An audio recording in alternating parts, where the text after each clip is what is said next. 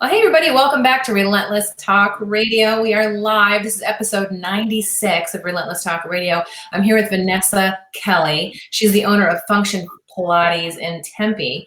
I'm super excited. She's part of the Relentless Women Mastermind. This is the last in a series I've done throughout the year that focuses on just on women business owners. So, Vanessa, I'm super excited. You were nominated by Michelle Thorne. I'm always thinking of her maiden name, which is in the middle, which is Lee is your maiden name, right? Or is that your middle? Yeah, I think she goes by her full name, but yeah, Michelle Thorne. So she nominated you, and I really appreciated her doing that. And what this whole year has been about has been one woman nominating another woman to kind of build my network of amazing people. So you're part of the network now. So thank you so much for taking the time out to tell us about who you are and what you do. So tell us about yourself and Function Pilates. And I love the name. So I can't wait to hear the rest of the story. So tell us who you are and what you do. Yeah. Okay. So I've been in the Pilates industry for 12 years, but if we back up a little bit, how did I even get there, or why did I even go that route? I'm from Vegas. So I was at UNLV at the time, and I didn't like what I was going to school for. And I had some friends that were doing Pilates, and I was like, well, what is all this hype about Pilates? At the time, I was living in Henderson, so there was a studio right down the street where I lived, and I just walked right in, fell in love with the workout. I was thinking to myself, like, can I become an instructor? I didn't right away, you just knew. I just knew.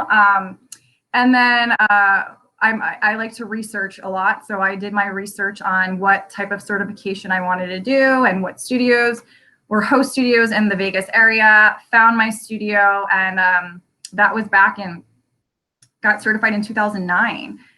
And what was interesting about that was the owner of the studio, she really just kind of took me under her wing, who was a physical therapist, and really helped me find my niche, which was rehabilitation. I loved it, and which is very interesting because that's how Pilates was actually created, by a man, Joseph Pilates, who helped to rehabilitate injured soldiers back in World War I.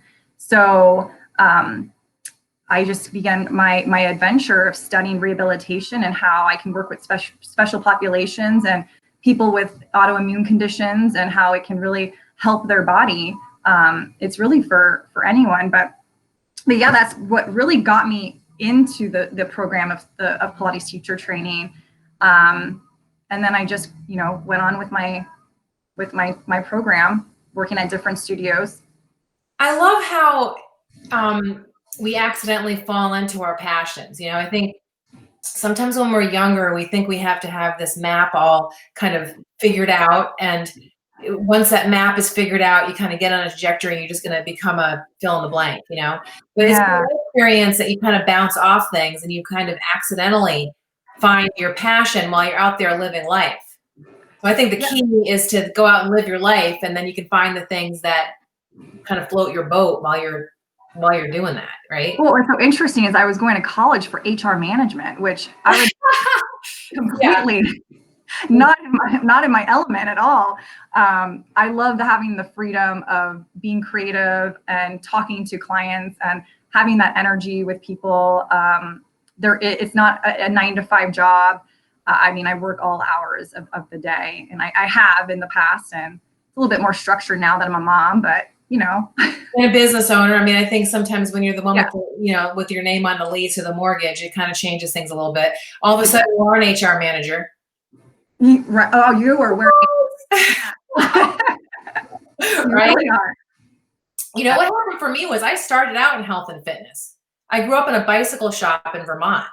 Okay. And I was a gymnast and a swimmer. And when I was in high school, one of the parents asked me to train her daughter. She knew that I was kind of patient with her kid, and her child actually was dually diagnosed. She had schizophrenia and some other physical ailment. I can't remember now, but that's how I started when I was 16.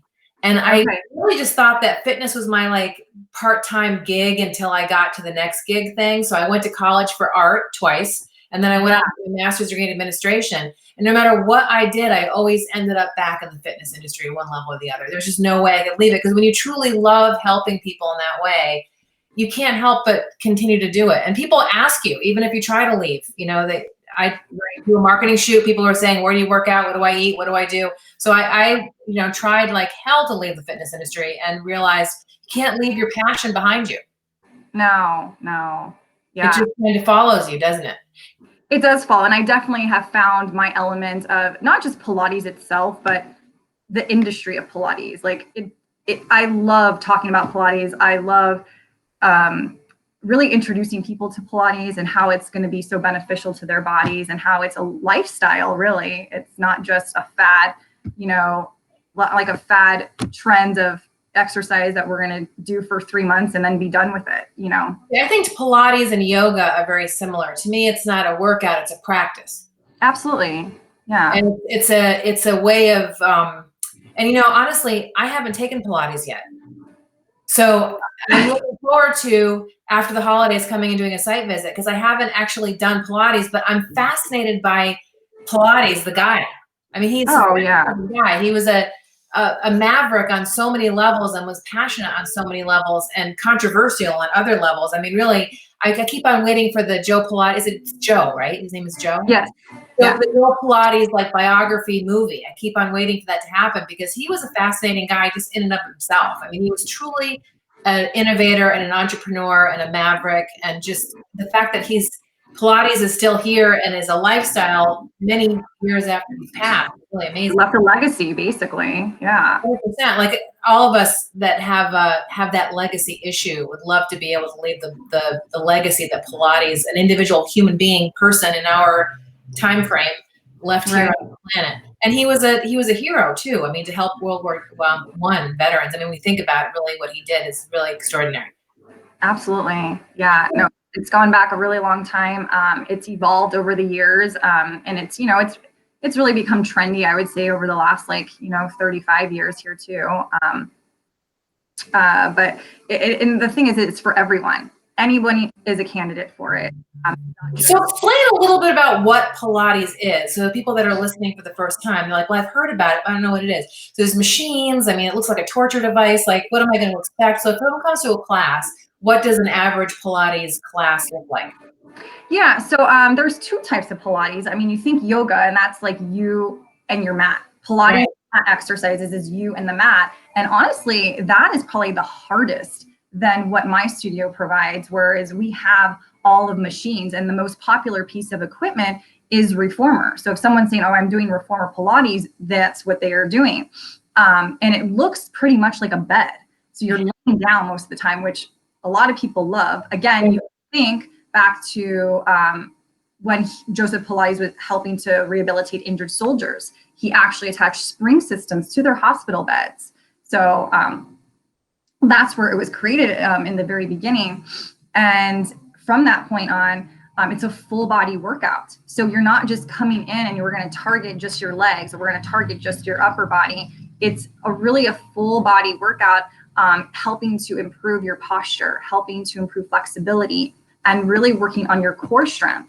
And a lot of people get that confused too. Like our core strength, we think abs, right? But our core is actually made up of our abs, our low back, and our pelvic floor and our diaphragm. So it's how do we use all of that in our everyday lives? And that's what Pilates is like, we're teaching you and educating you about your body so that you can take that out the door into your other daily habits and daily lifestyle.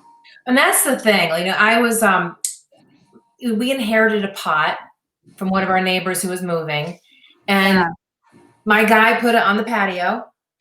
And I thought it was one of those hollow pots, one of those like hollow pretend pots, you know what I mean? It actually was a big, heavy terracotta pot.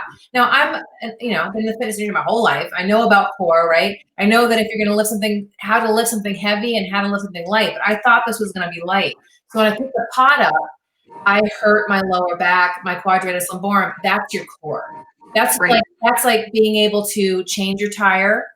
Which I use, by the way, when I'm personally training someone, which I haven't taken on one-on-one clients in a long time, I make them change their tire. They get really mad at me. They say, I'm not doing that. So yes, you are, because you have to be able to actually lift the tire out of your car and put it on the ground. If you're not strong enough to lift your groceries, change your tire, carry your kid, make your bed, move a pot on the patio correctly, then they're missing something. And so I was so mad at myself because I knew I should have. I got tired. I wasn't thinking, and I hurt my core, and it's really slowed me down for a month. So Pilates and yoga and bar, all those types of exercise work on, I think, one of the most important things that you can possibly do for yourself, especially as you get older, is your core. Yeah. Oh, absolutely. Yeah. I mean, that's the most important thing. I mean, you're using your core for everything. And one of the other biggest things I wanted to add to that too is when we get older, we get such an sedentary lifestyle. You know, we get stuck behind our computers and we don't move around. Binge watch Netflix. I'm guilty. Yeah. And Pilates is about functional movement. And that's where the name came from, Function Pilates, is because we're trying to teach you proper and healthy biomechanics of your body so that you can actually feel good. Because really it's a state of mind. You're in pain, you're in discomfort. It actually affects your emotional well-being as well. It stresses you out because you just don't feel good. So it's a very experience, and it really is intentional, and it creates this discipline to learn self-awareness of your body. So I always tell people when I'm teaching them, you should be really focusing on your abs being engaged, every muscle in your body being engaged. Like you should not be sitting here about your grocery checklist right now. Because right now I'm standing up at my desk. Okay. I also encourage people to get desks that you can sit and stand on, because when I spend a lot of time sitting, my core and my hips get tight. When you have a desk that moves up and down, which are a little more expensive, but if you're at home, working at home, consider investing in a stand-up desk, because it does help you to be less, to hurt yourself less, basically. Right. You know? Now, you do things a little differently, in the sense of there's a traditional versus a modern way of how people have been approaching Pilates in the past couple of years. Some studios have more of a modern kind of hip hop music stuff going on, and some people have more of a traditional spin. How do you approach? Are you more to the modern way or the more the traditional way? We definitely are more traditional at this point. Even though there is a variety of instructors that are classically trained and contemporary trained, but the studio itself is going to be a more traditional type of studio, and what I mean by that is it's a very boutique type of studio.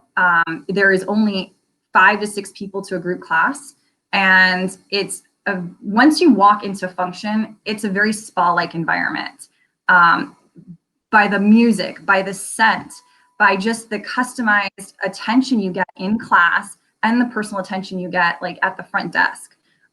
So it's not going to be, these large groups now that are 8 to 12 people to a class, where you kind of lose that ability to get the personalized attention or be able to do the correct modifications. And because we want to get Pilates out to as many people as possible, it can be a financial,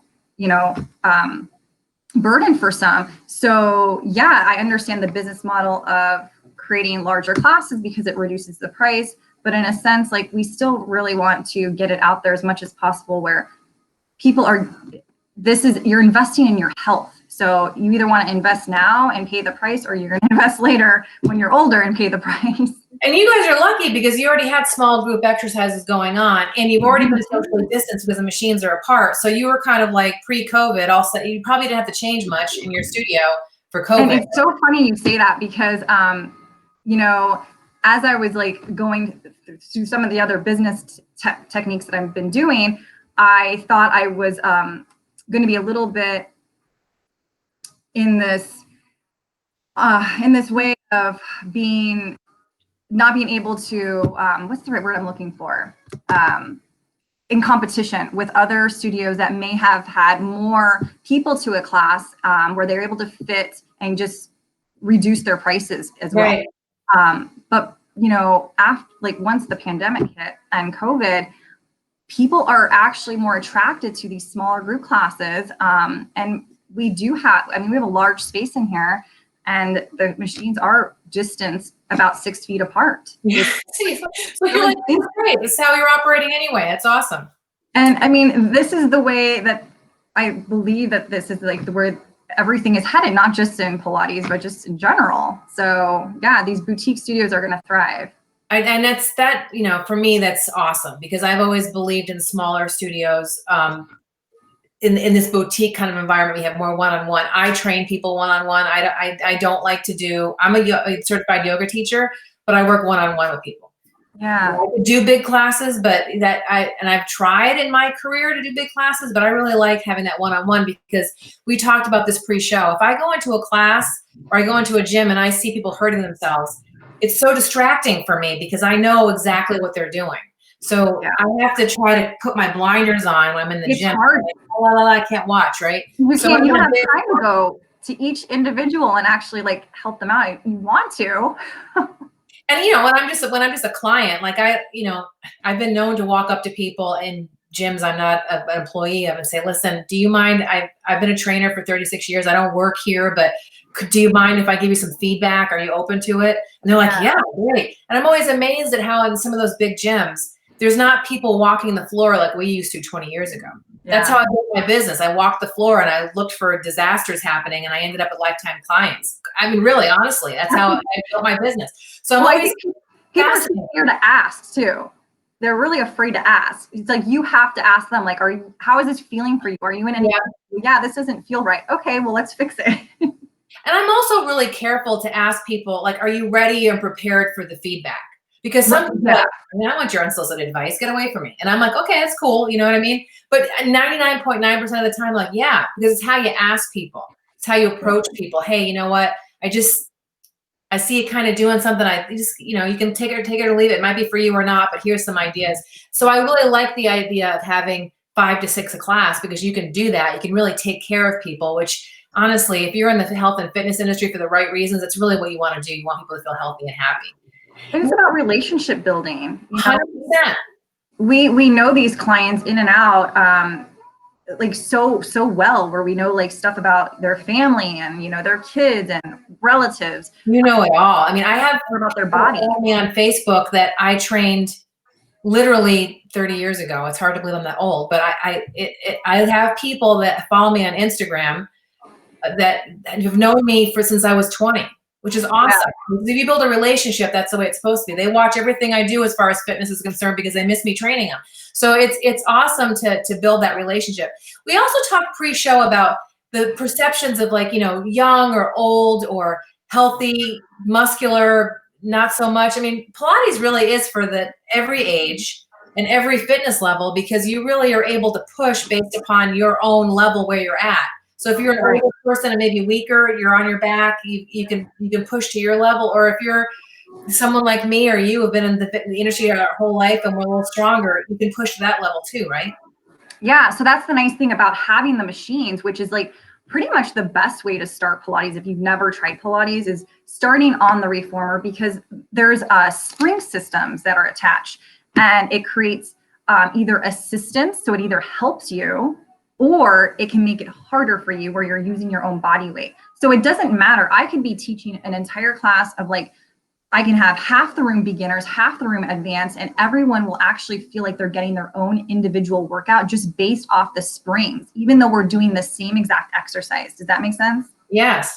Yeah. So again, it's about customization to the individual. Now, I actually went to a class where I've been wanting to try Pilates for a long time. And there was I won't name the studio, but they didn't tell me that I would need to buy stuff. They gave me a free class, but I had to buy socks and I had to buy. So you have to have a certain, do you have like loaners, or, and especially not during COVID, you probably don't, but yeah, you can't during COVID, but you have to buy little sticky socks, right? I do not make that a requirement at the studio. Cool. Because I mean, it's not really that necessary. I mean, you want to have the ability to feel the foot bar, feel the padding. So that's why they give you stickies. But honestly, that's another business model. I'm pretty sure that Pilates didn't have little sticky socks. They did not buy. The only thing I tell people is, like, okay, if you don't want to wear grip socks, you know, you'll be barefoot. I just don't want you to be wearing regular socks, because that definitely is. It slips. 100%. Yeah. And we clean everything. I mean, you would hope most studios clean everything. And our cleaning habits didn't even change in here just because we do that all the time anyway. Lying down and on stuff, of course you're cleaning things. I love that you're saying that though, because I'll tell you, I had money to buy the little sticky socks. The fact that I wasn't told before I showed up for a free class and it was going to cost me like $29 to have this class because I needed to buy this and that. That's what bothered me because I felt like it was a bait and switch kind of deal. So I like not requiring that. And if you did, I have a feeling you'd tell people. Oh yeah. Yeah. Oh, yeah, it's important. You don't want to turn people off that way right from the gate. It's unfortunate because the Pilates studio is very close to my home. I would have gone more often, but I'm looking forward to trying Pilates. I really am. So you have a very cool way of doing business. I checked out your website, which I'm gonna show. Let's scroll on the bottom here while we're talking. You have at-home workouts. Mm-hmm. You have teacher training. Mm-hmm. And you have a franchising model. So I want to touch on all of those three things because they're all genius. So did you have the at-home part prior to COVID or is this post-COVID? So it's something that I've been wanting to do for a really long time. And I really created it more for my students that were going through the Pilates teacher training program. That's what my vision was, to create a YouTube channel for them. Right. But COVID hit and I really wanted to just give back to everyone at that point. So I created a YouTube channel and put together Pilates mat workouts and also my postural therapy workouts where it felt a little bit more restorative. And then I also took the time to put together tutorials for all of my student teachers that weren't even in the studio, that needed extra observation. And so it's really developed over the last, 8 months. And now I've put reformer workouts on there. So I'm hitting a wider range of people out there in the world, honestly. That's awesome. So I'm looking at your website. Now, is it on your website, the link? On the homepage, if you go all the way at the bottom, you'll see the YouTube videos. Okay, I'm gonna show people here. Okay, Yeah. so, But it's just Function Pilates. And so I click on this little YouTube link right here. Yep. And that'll pop us up. Love your thumbnails. That's so smart. Mm-hmm. And so these are, you know what? I have a page called the Relentless Talk Radio Health and Fitness page. I'm going to post a bunch of these on my page if you don't mind. Yeah, that's awesome. So these are all free. They're all free. Yeah. And we have clients that have reformers at home. So we were able to have them still do their workouts and be guided. So they're anywhere from 20 to 30 minutes and I'm guiding you step by step in a very safe environment. So I'm telling you what springs to put on and what to basically do. Super duper smart. Because you know what I believe? I believe if you give people value, they'll come buy your widget if you give them value above your widget. I mean, I think that plenty of people have proven this model over and over again. Rachel Hollis is a perfect example of, she delivers mad value to people by doing this like a boatload of live videos. But if you want to buy her book, you can buy her book. So I think this is super smart. And I'm subscribing. By the way, if you go to this, you might also subscribe because guess what? If you guys get more than a certain amount of followers, I think it's 1,000, it's 400 views, you guys actually get advertising dollars. So that's another way to grow your business. We're almost halfway there. I just love it. So I'm going to help you get there by sharing on my whatchamacallit, on my. I definitely appreciate it. Now you also have teacher training, and I love that. So you are actually a Pilates sports center. So if you wanted to get a master trainer. Yeah, so master trainer with Pilates Sports Center. I got certified with them 3 years ago, and it's been great.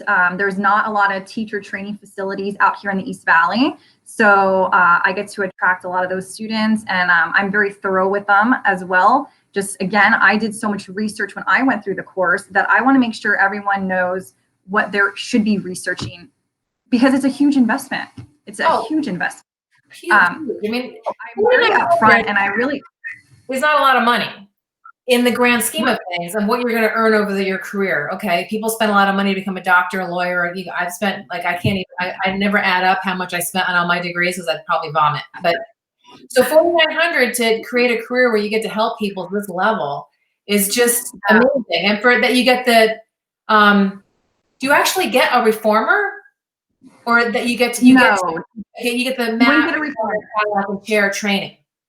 Right. There's two types of certifications. You either get mat reformer certified, or you do the full comprehensive where you're learning on all apparatuses, which I typically like to tell people to go there, and that because they have that mindset. It's probably great for seniors, and it's great for everybody. With the chair, I didn't know you could do it in a chair. How awesome!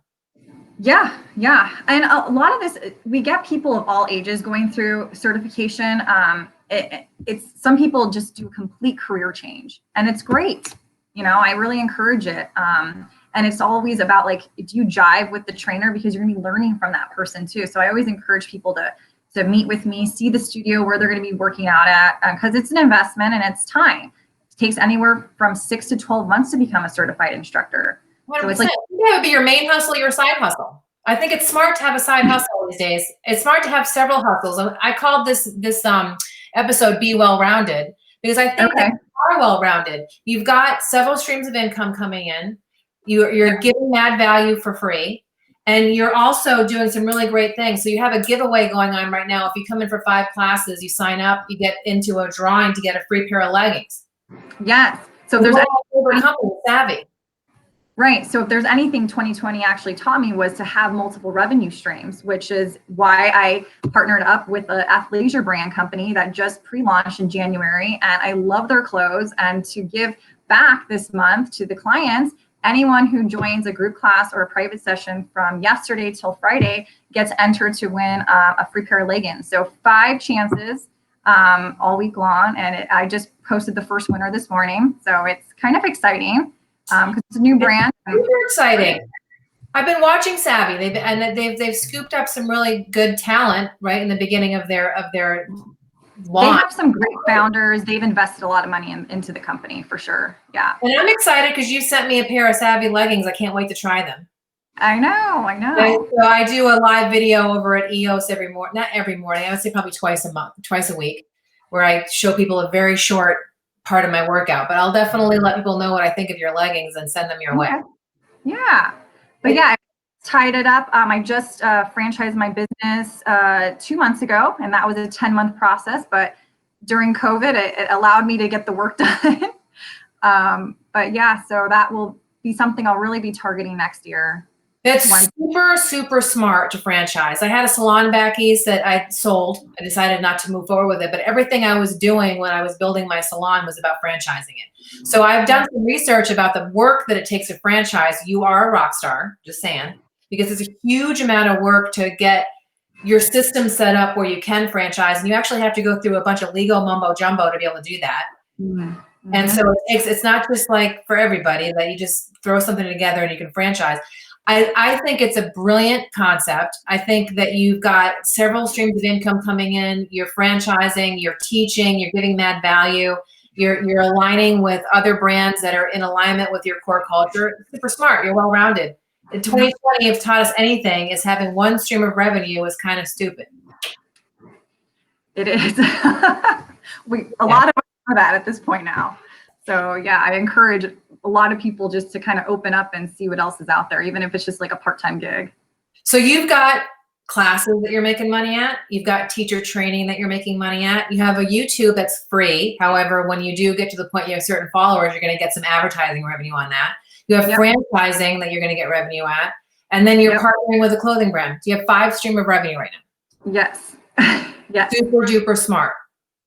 Yeah. Super smart. And, I also, in the waiting room, I didn't mention this earlier, but I have a community of business owners in here, and it's all consignment. So they put all their products here in our waiting room, and I get to showcase that to people that they wouldn't necessarily target. And it's been great. I've had it here for 1.5 years, and I get to help out the community in that way too. So how do you track it? Do you have a point of sale system where there's like do you have barcodes, or do you use like we just use our own system. Yeah. That's awesome. So you have 6 streams of revenue. Yes. Love it. Vanessa, it's super smart. People are always telling me that I I should focus on one thing. And I'm always like, wow, you know what? My dad didn't teach me that. My dad had a bicycle shop. He had a home building company. He had a marketing company. He had a travel and tourism company. He had a distributor company. Wow. Okay. And they all fit together in a very particular way. And that's what put me through school. So when people tell me to focus on one thing, I kind of chuckle. Because any business that focuses on one stream of revenue is really doomed to fail, in my opinion. So I think it's really smart that you've branched out and also that you're systemizing all of those things. Because you and I talked pre-interview about the fact that you're real, at this point in your career, what you're passionate about is the business of Pilates and making other people be successful like you have and cutting their learning curve down, right? Yeah. I mean, my passion for a really long time was teaching clients. And it's still, my industry is still the Pilates. But now I really want to educate and teach, students who want to become Pilates instructors, franchisees who want to become business owners. That's what I want to educate and, create something with integrity around it as well. You don't see that a lot anymore in big companies, but. It's true. I love what you're doing. I can't wait to visit, after the holidays. Hopefully the numbers come down in Arizona. I'll be able to visit. I put a kind of hold on my visits for now, not because I'm really afraid, but more my following gets afraid for me.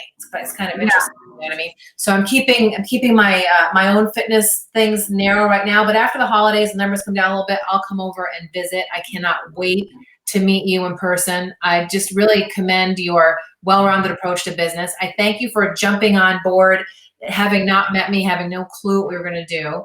And I can't wait to see what you're going to do in the future. I imagine 5 years from now, I'm going to, see you at an event. You're going to have XYZ number of stores, like a ridiculous amount of success. And I'm going to be like, you know what? I remember that year that right before Christmas, remember that interview when you weren't starting, and you're going to be just blowing up. I can just tell.